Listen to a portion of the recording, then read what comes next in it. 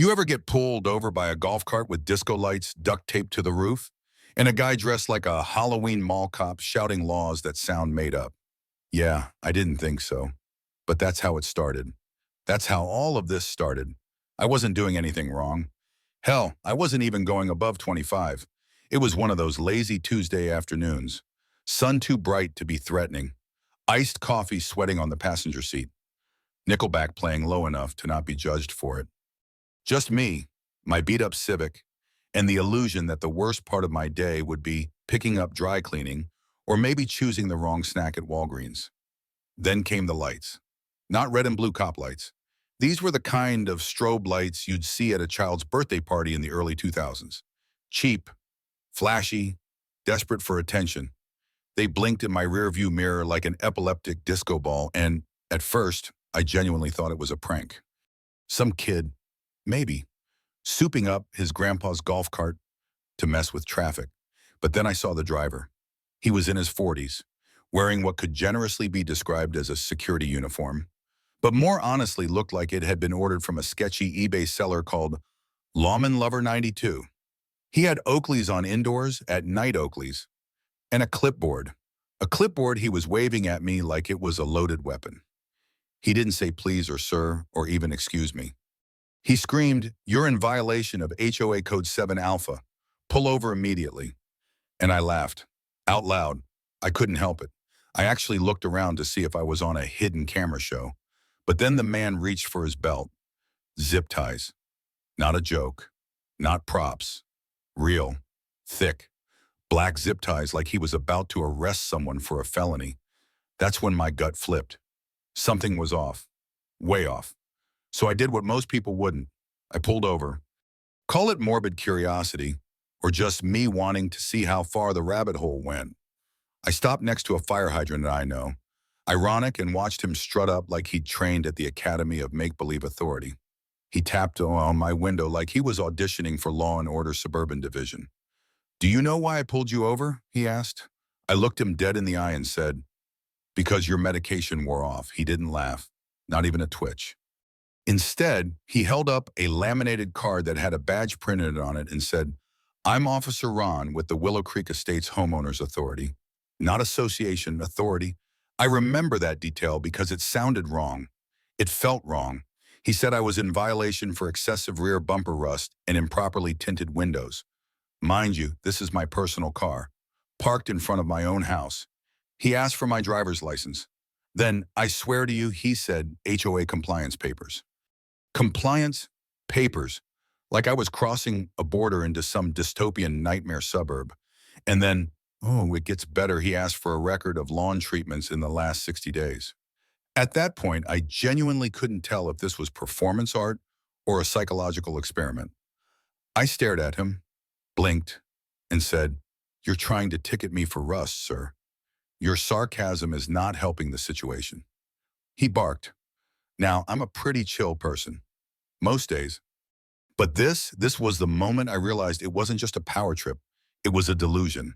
He was serious. He believed in whatever fake authority he thought he had. And then I saw him shift his stance.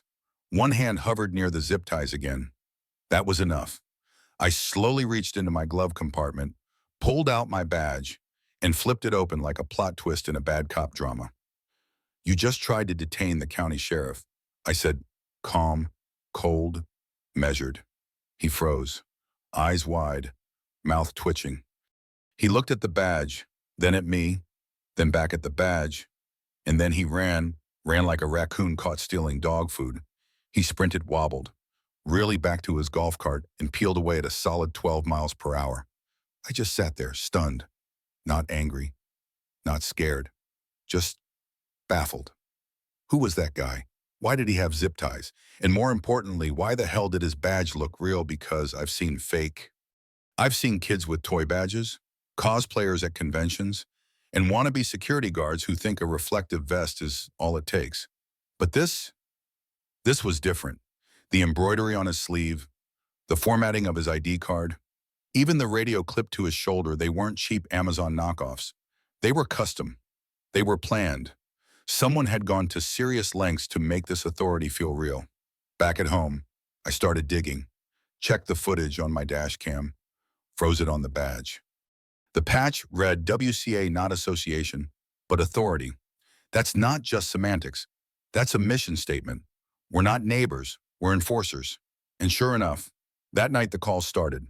First, an old woman saying she was fined $800 for excessive lawn gnome density. Then a guy claiming his dog was put on probation for barking too enthusiastically. Another woman said her garden hose was replaced overnight with an approved color version. It wasn't HOA. It was martial law for mulch. I lay awake that night with the AC humming and the ceiling fan ticking like a metronome of madness. My badge sat on the nightstand beside me, a reminder of what I was supposed to be the law. But in Willow Creek, someone else had rewritten the rulebook. This wasn't just a one-off lunatic with a clipboard. This was organized, uniformed, coordinated, and worst of all, they were pretending to be me. The next morning, there was a knock on my door. Not a polite knock, not a neighborly knock, a pattern, sharp, deliberate, the kind that says I have a tablet and a list of violations. I didn't answer, just watched from the peephole. Teenager, yellow vest, smug expression. He tapped on his screen, left a slip on my doorknob, and walked away like he'd just served justice. I picked up the slip, non-compliant mailbox, spacing 125 fine. I stared at the words, and something broke. Not loudly, Todd home, not dramatically. Just a crack, deep down, where the part of me that believed in civility used to live. Because here's the thing, I didn't become sheriff to chase raccoons or sign permits. I became sheriff to protect people from this, from fake power, from weaponized rules, from the kind of self-appointed gods that use lawn regulations like a club. But somehow, while I was watching the roads and guarding the county lines, a whole regime had risen behind white picket fences and rose bushes. They weren't just writing citations, they were writing laws, and someone needed to remind them what real law looks like. So I sat down, opened my notebook, and wrote 3 words across the top: code 77A. I didn't know what it meant yet, but I was about to find out. Because you can only poke the bear so many times before he stops pretending he's asleep. I didn't sleep that night, not because I was afraid, but because my brain refused to shut up. There was something wrong in Willow Creek Estates, something deeper than a delusional wannabe cop with zip ties. That guy, Ron or whatever the hell his name was just a symptom. The disease ran through the whole neighborhood, through the trim lawns and matching mailboxes, through the recycled silence of neighbors who smiled too tightly and waved too politely. It wasn't just about fake tickets and misplaced authority anymore. It was about fear, manufactured, institutionalized fear. That 120-year slip they left on my door, it wasn't about mailbox spacing. It was a message: we see you on, and we're not backing off. The next morning, I made myself a cup of coffee, black, hot, bitter enough to match my mood, and started making calls. A lot of them went to voicemail, the ones that didn't give me stories, ugly ones. A man on Birchwood Drive told me he was fined $300 for putting up a non-standard security sign on his lawn. The sign simply read, "Protected by Clark County Sheriff's Department." Apparently, that conflicted with community branding. Another woman, widowed, 72, said she was forced to remove a wind chime she'd had since her wedding day. Noise pollution, they told her. It rang twice a day, maybe 3 when the wind was feeling frisky. A couple a block away got a written notice demanding they remove a decorative bench from their front porch because it was inviting loitering behavior. It was their porch, their bench. No one ever sat there but their cat. I drove through the neighborhood later, eyes open, this time really looking. There were things I hadn't noticed before. Cameras, not Ring doorbells or typical home security units, but tiny, embedded lenses on lampposts, facing not the street, but the houses. Every 4th tree along the main avenue had a small black box zip-tied to its trunk, tucked just under the foliage. I parked, got out, took a closer look at one. It wasn't labeled, no branding, no serial, just a blinking red LED. It wasn't for decoration. At the station, I pulled footage from my cruiser cam, rewatched the golf cart incident, froze frames, zoomed in on insignias. I noticed something I'd missed the first time. Just below the badge on his chest was a patch stitched in fine black thread, WCA Tactical Oversight. Not security, not compliance, not even patrol. Tactical. What the hell did a homeowners association need with a tactical division? The more I dug, the worse it got. I found 3 reports scattered, quiet, filed months apart of residents moving suddenly. One man left overnight, left his lawnmower running, dog still in the backyard, his mailbox removed. Completely gone. His neighbors said he'd complained about harassment from the HOA. A woman, single mother of 2, vanished after telling her coworker she was going to file a formal complaint about repeated privacy violations. A week later, house sold. Furniture gone. No forwarding address. When I tried to trace her license plate, the DMV flagged it as transferred ownership administrative batch update. That's code for someone inside changed the records. Still, part of me wanted to believe I was wrong. That this was just coincidence, or bureaucratic screw-ups, or a bunch of power-drunk suburbanites playing spy games with too much free time. But then I met Nancy. Nancy used to be on the board. Briefly, a friend of a friend gave me her number. She didn't pick up at first, but after I left a message and dropped the words Code 77A, she called back, whispered, said she couldn't talk on the phone. We met at a rundown diner on the edge of town. She looked over her shoulder 5 times before sliding into the booth.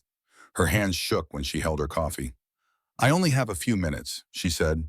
They watch people who ask questions. I asked her what 77A meant. She looked me dead in the eye. It's not a code.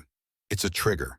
When someone resists too much, questions too loud, doesn't respond to fines or letters, they get flagged. 77A means removal. Removal, I asked. They say it's voluntary relocation. That the resident chose to leave, but I've seen the teams. Unmarked vans. Night work.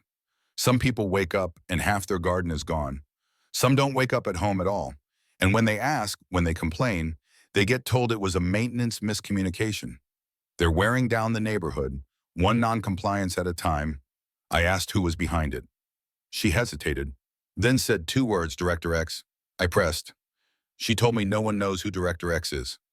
But orders come in every week, sometimes encrypted emails, sometimes physical packets. She once saw a seal black, minimalist tree roots curling around a scale, like a twisted version of justice. She said the authority part of WCA wasn't just branding. It was a chain of command. I left that diner feeling like I had just stepped out of a conspiracy podcast and into real life. The streets on the drive home felt too clean. The homes too identical. The silence wasn't peace, it was obedience. That night, someone moved my trash cans from the side of the house to the curb. I didn't touch them. Waited. The next morning, a citation was pinned to my front door. Premature curb placement, $90. I hadn't moved them, but someone wanted the paper trail to show I had. I started keeping my curtains drawn, bought a new lock for the garage, sat on the porch every night with a thermos of coffee and a flashlight. I stopped trusting motion lights, started noticing patterns. Same white van. Parked across the street every other day. Never stayed more than 15 minutes. License plate swapped each time. Teenagers in yellow vests walking the same routes, always glancing at my windows. One even took a photo of my bird feeder. I didn't report it. Who would I report it to myself? And then came the meeting. I disguised myself just enough. Baseball cap, hoodie, cheap khakis. Tucked my badge deep in my sock and walked into the Willow Creek Estates clubhouse during their HOA board meeting.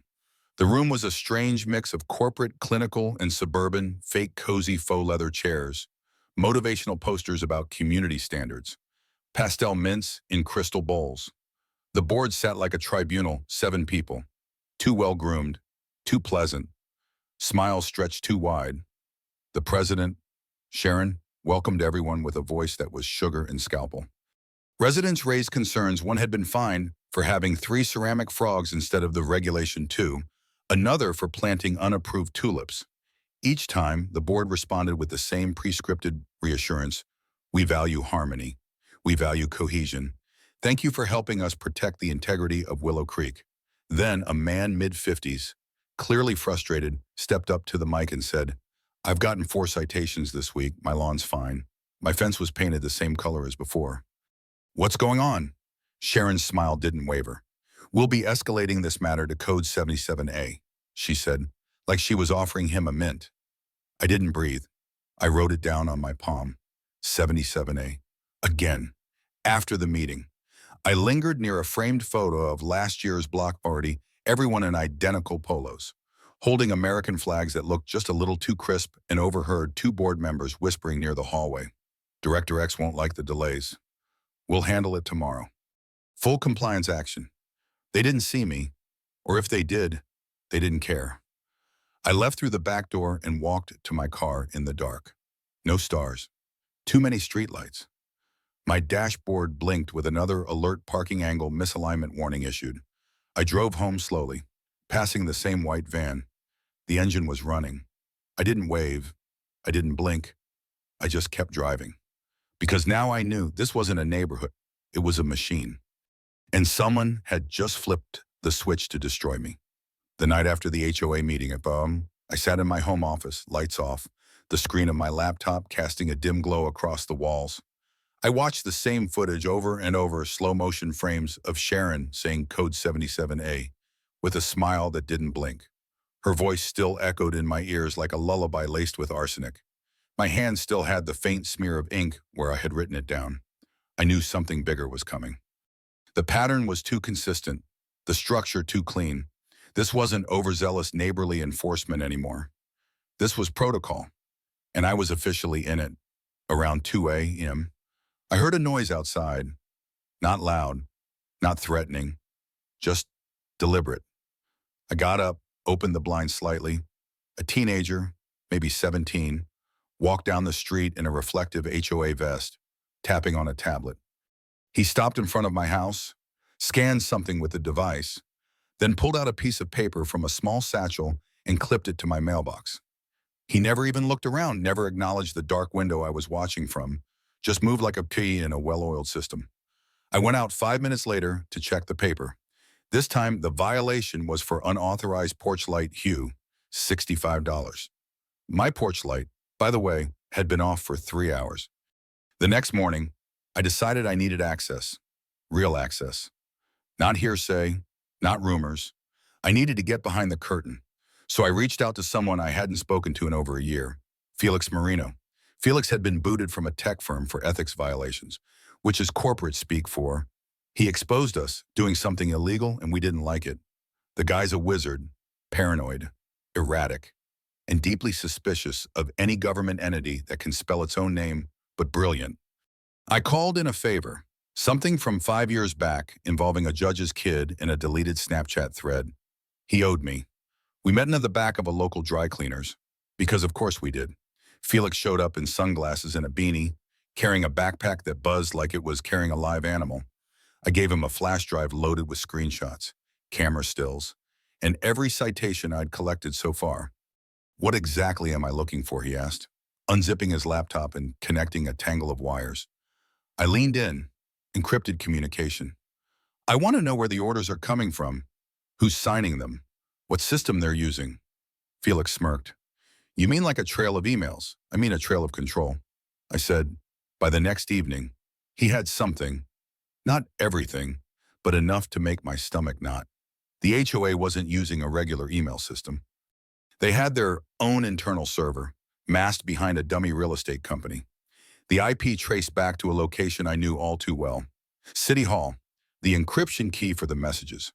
Registered under a discretionary fund used by one person, Mayor Eloise Harlan, my mother-in-law. I stared at the screen for a long time, long after Felix had left. The house was quiet, the walls too thin for the weight of what I'd just confirmed. Eloise wasn't just aware of the HOA's tactics, she was orchestrating them. The woman who once berated me for letting her daughter buy non-organic ketchup had built a regime under the guise of neighborhood harmony. I didn't want to believe it, but the data was clean, unforged. Her name was on multiple internal memos, signed Director X. She hadn't been hiding in the shadows. She was the shadows. She invited me to dinner that week. No agenda, just a friendly town hall gathering, she said in her voicemail, like she hadn't just weaponized half the town against me. I went in uniform. I needed her to know I knew. The event was held at the community center, tables covered in linen cloth, the air thick with potluck diplomacy. Eloise stood at the center like a monarch in a kingdom of suburbia. When she saw me, She smiled that smooth political smile she wore like armor. "Denny," she said, walking over with a wine glass in hand, "you look tense." "Busy week," I said. She gestured toward the buffet. "We should talk," I told her. She tilted her head. "Aren't we?" I pushed harder. "We need to talk about what you've built, the people you've put in place, the way they're operating." Her expression didn't flicker, just a calm, calculated stillness. "Let's step outside," she said, leading me to a small courtyard lit by fairy lights and scented candles. It should have been romantic. It felt like a crime scene. "You always were dramatic," she said, folding her arms. "Is this about the HOA again?" "You're running a surveillance state," I said. "People are scared. People are disappearing. People are compliant." She corrected. "There's a difference. And before you accuse me of tyranny, remember that crime rates have dropped, property values have soared, and not a single child has gone missing since I implemented community oversight." "You're impersonating the law," I snapped. "No," she said softly. "We're enhancing it." I took a step forward. "You crossed a line. I have footage, emails, files." "You have a badge," she said, voice colder, "which means when you bend the law, people call it discretion. When I bend it, I call it protection. You're not protecting anyone." I said, "You're controlling them. With threats, with fear, with results." She hissed. She turned to walk away, but I blocked her path. "If you don't stop this, I will press charges." And for the first time, her face changed, not panic, but recalculation. A flicker. A reset. "You won't," she said, "because if you do, this town burns, and you don't want to be the man holding the match." Then she brushed past me and rejoined the party like nothing happened. That night, I found a black envelope taped to my door. Inside was a single typed note: "Back off. Sheriff, this isn't your fight." No signature, no smudge. Just Times New Roman, perfectly aligned. The kind of note written by someone who never leaves fingerprints. And I knew exactly who had sent it. I didn't sleep. I stayed up organizing files, footage, transcripts. I cataloged every infraction, every altered record, every conversation. The more I found, the more clear it became. Eloise didn't just support the HOA, she was the HOA. Her fingerprints were on the budget, the structure, even the internal doctrine used to justify actions against non-compliant residents. They had titles for everything: behavior adjustment protocols, visual uniformity standards, ecological enforcement directives. It wasn't just rules, it was a language, a theology of control. And the worst part, people bought it. They obeyed. They paid the fines. They changed their habits. Because fear is subtle, it doesn't scream, it whispers. It dresses up as order and calls itself peace. And when you protest, it slaps a $90 violation on your windshield and says, "Have a nice day." I knew I couldn't take her down alone. I needed allies, people who'd seen the rot from the inside. So I started making a list: former board members, fired maintenance contractors, HOA officers who'd quietly stepped down, people like Nancy, people like Rick Mancini, people with stories, grudges, receipts. Because if Eloise thought I was going to back down after a typed threat and a fake citation, she'd forgotten who raised her daughter. This was my town, my badge, my street, and I wasn't done, not by a long shot. The morning after the black envelope, I didn't bother shaving. I didn't bother ironing my shirt. I walked into my office, poured myself a mug of cold coffee, and stared out the window for a long time. Across the street, a woman in an HOA vest knelt beside my curb, measuring my grass height with a ruler. She didn't even flinch when I looked straight at her. She was just doing her job. Or more accurately, doing their job. Eloise's job, Director X's job. It didn't matter what name you gave, it was intimidation in broad daylight. And if they were going to wage a silent war on me, I was going to start making noise. By noon, I'd sent out 8 messages, carefully worded, encrypted, private. The recipients weren't people you'd find at a Chamber of Commerce meeting. They were the ones with dirt under their fingernails, stories they hadn't told anyone in years, and reasons to hate the HOA more than they hated me. First was Rick Meatball Mancini, ex-cop turned pitmaster, who once had a full-blown shouting match with the HOA after they fined him for building a picnic table without a heritage license. Then there was Marcy Pruitt, a retired high school teacher banned from 3 HOA meetings for tone violations during open comments. Carl Ellington was next, a conspiracy nut with 5 drones, 3 laptops, and a personal vendetta after the HOA made him repaint his mailbox 3 different shades of compliant beige. Deshaun Porter, a local mechanic who lost half his business when the HOA marked his roadside sign as visual clutter, was on board before I even finished explaining. Lastly, I looped in a group of high schoolers who had more curiosity than caution and would do anything for a box of pizza and a promise to overlook truancy violations. We met that night at Nancy's house. She'd cleared out her living room, drawn blackout curtains, and laid out a whiteboard like we were staging a heist. In many ways, I laid out what we knew the HOA was organized, had access to surveillance tech, and had political backing from the highest level.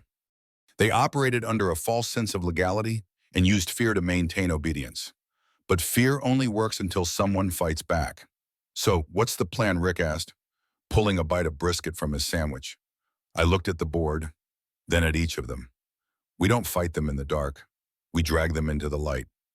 Phase 1 was simple: trigger the system. The only way to expose something that thrives in silence is to provoke it into action.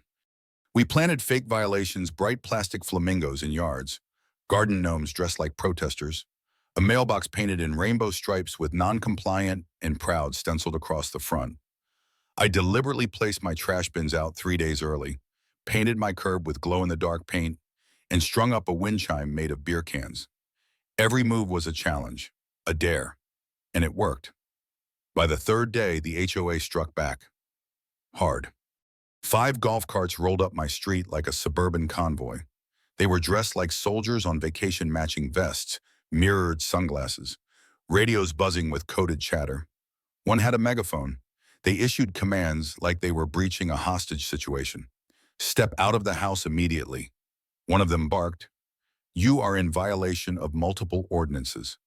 I stepped onto my porch slowly, coffee in hand, pajama pants wrinkled, my badge hanging loosely around my neck.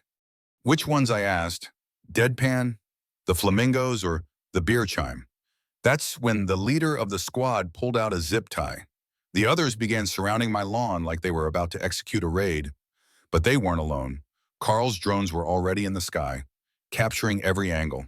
My doorbell camera was live streaming to a private server, and Nancy had already sent a link to a list of journalists, activists, and one particularly enthusiastic local podcaster with a huge online following.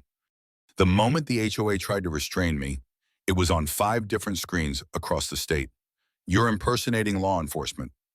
I said, loud enough for the mics to catch. "This is unlawful detention, trespassing, and abuse of power." The leader faltered. He glanced at the drone overhead. "You're bluffing," he muttered. "No," I said, "you're being watched." They backed off, slowly, quietly, like animals realizing they were the ones in the trap. I didn't move until they were gone. Then I turned to the camera and said, "This is what they do, but we're done being quiet." Phase 2 was exposure. Deshaun and Carl worked together to tap into the HOA's patrol schedule. Turns out, their safety officer routes were coded into a cloud-based spreadsheet with timestamps, shift reports, and even behavior assessments. One file labeled Tier 3 residents listed names, addresses, and notes like increased resistance, excessive questioning, or social agitator. My name, unsurprisingly, was at the top. Next to it, escalate to 77A if provocations persist. The final piece came from Nancy, a folder, handwritten notes, old meeting minutes, even a few internal memos printed on Willow Creek letterhead. One stood out, a document titled Midnight Plans. It outlined an expansion blueprint, the goal: unified living, a broader application of HOA control extended to surrounding neighborhoods.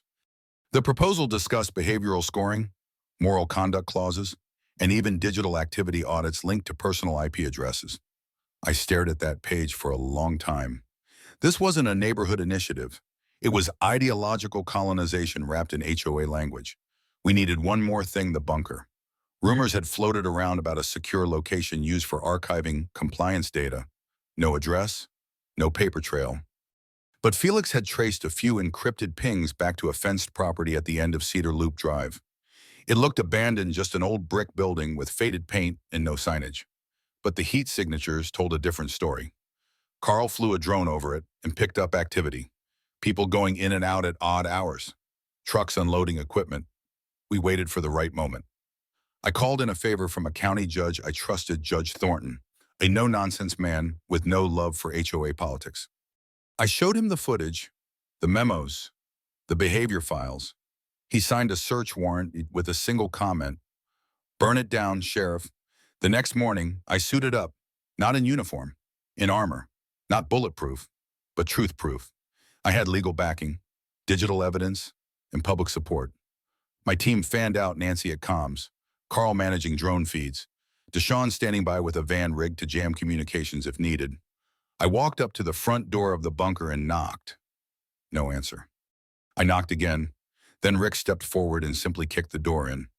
Inside was a hallway, sterile, humming with power, lit by LED strips that flickered like nervous system pulses. We found rows of monitors showing live feeds inside houses, backyards, bedrooms, not doorbell cameras, not neighborhood watch, planted cameras, hidden in decor, in vents. One showed a child's playroom, another a woman in her kitchen. My house was on two different feeds. One was aimed at my desk, the other my bedroom window. We arrested 7 people on site. None resisted. Most looked relieved. One muttered, "Thank God I couldn't measure another lawn." We confiscated servers, data drives, files. The story broke within hours. Every local station ran it. Sheriff dismantles HOA spy network. Surveillance scandal rocks Willow Creek. But Eloise, she vanished. Her office claimed she was on medical leave. Her assistant resigned without comment. My front door received no more citations. But that night, another envelope arrived, smaller, blacker. Inside, a single photo: me, standing in my living room, coffee in hand, taken from inside my own house. I tore apart the curtain rods, the smoke detectors, every lamp, every vent, found one camera, no bigger than a dime. The war wasn't over, but it had a face now, and I wasn't afraid of it anymore. I don't know what I expected after the raid. A clean ending, maybe. Some cinematic closure, a handshake from the mayor, a headline that would say it was over and done. But what I got instead was static, a silence that felt curated, too still, too calculated. No official statement, no apology, no accountability, just a pause, like the HOA was holding its breath, waiting to see what I would do next. And I knew then that the monster wasn't dead. It was hiding, regrouping. The cameras we'd pulled from walls and vents were just one limb. The rest of the body was still underground, writhing beneath the lawns and flower beds of a neighborhood that hadn't realized it had been occupied. The news coverage ran for 2 full days. My inbox flooded with media inquiries, public comments, thank you notes from residents, some too emotional to read all the way through. But even as the rest of the town started to celebrate, I stayed uneasy. I knew Eloise. She wasn't someone who walked away quietly. The woman didn't even leave dinner early without a monologue. And yet, she disappeared. No sightings, no response, no footage. Just gone. Then, one night, around 11:30 p.m., my house went dark. Not the block, not the street, just mine. Power cut clean.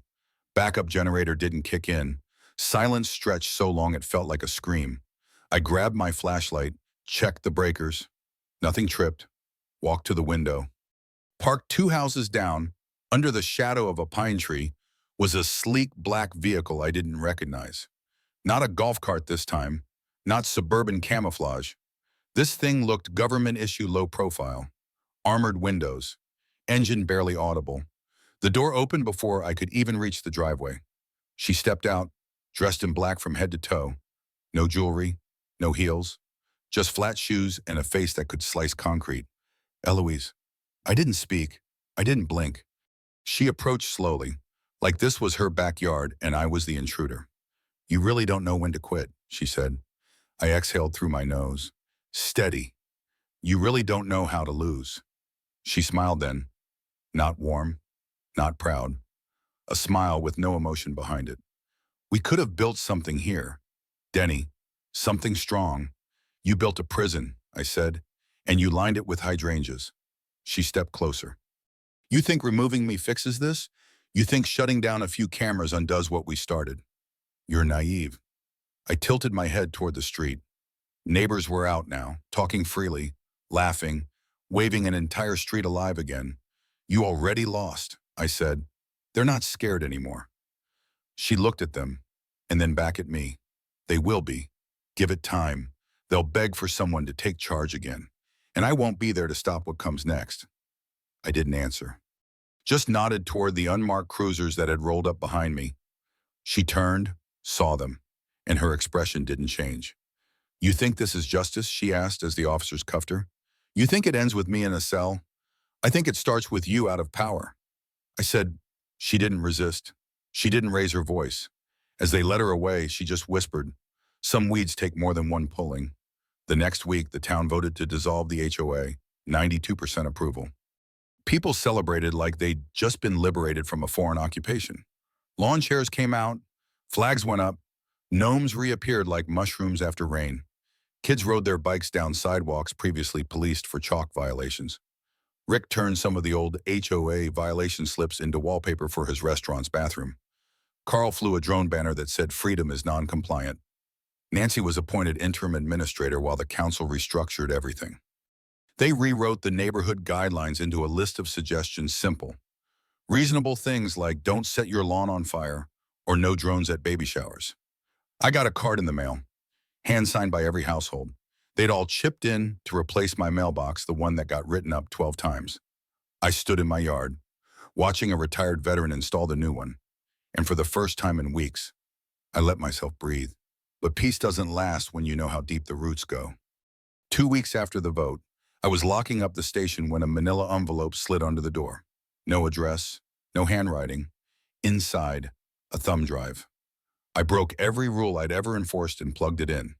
The video was grainy, low frame rate, a conference room I didn't recognize, 5 people seated around a table, one man at the head, his back to the camera. A presentation screen in front of him read HOA Restructuring Initiative, Phase 2. The date in the corner was 2 days ago. I watched the full video 3 times. The man spoke softly, confidently. We learned from Willow Creek. He said, this time we decentralize. No central authority. No single point of failure. Independent cells. Localized bylaws. Invisible structure. One of the attendees asked, what about the sheriff? The man paused. That won't be a problem next time. We use digital proxies. Automation. No more uniforms. No more faces. I leaned back in my chair, staring at the screen. This wasn't revenge. It was replication. I knew what I had to do. I called a town meeting. Public. On the steps of City Hall. No bulletproof vests. No teleprompters. Just me, a microphone, and the truth. I told them everything. Not just about Eloise or the surveillance or the code numbers. I told them about fear, about how easy it is to let control disguise itself as order. How compliance feels like peace until someone tells you what to wear, when to mow your lawn, or what color hose is acceptable. I ended with this. You don't need someone to keep you in line. You need someone to stand with you, not above you, not behind a clipboard, with you. And as long as I wear this badge, that's what I'll do. They cheered, not for me, for each other, for the return of something they hadn't even known they'd lost. That night, I walked the neighborhood. No patrol, no citations, just me and the wind. And maybe that's all it should have ever been. But just before dawn, as I rounded the corner near the old clubhouse, I saw it, parked in the shadows. No plates, no lights, a sleek cart, more streamlined than the ones before. New design, next generation. Someone was already rebuilding, and that was fine, because now so was I.